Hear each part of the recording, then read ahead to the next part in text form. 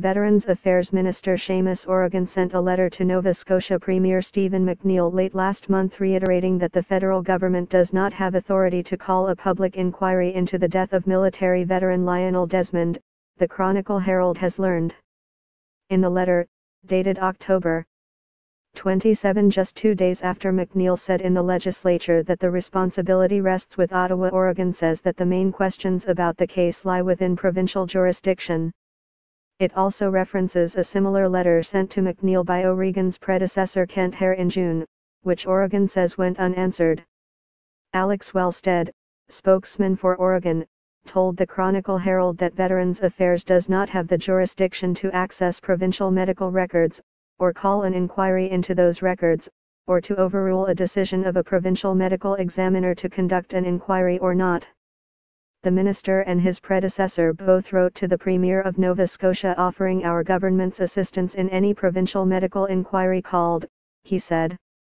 Veterans Affairs has conducted its own internal review of the case but is not making the results public. This news comes on the heels of an Auditor General's report slamming the province for lacking a plan for delivering mental health services to Nova Scotians.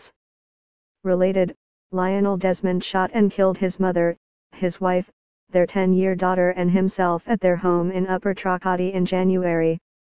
His family has repeatedly called for an inquiry, saying Desmond, a former infantryman who served in Afghanistan, did not get the help he needed to deal with his PTSD. They also questioned the treatment Desmond received at a hospital in Antigonish where he sought mental health help just days before the tragedy. A Nova Scotia Department of Justice spokesperson confirmed Friday that the government is still waiting on a recommendation from the medical examiner's office on whether a provincial inquiry should be conducted.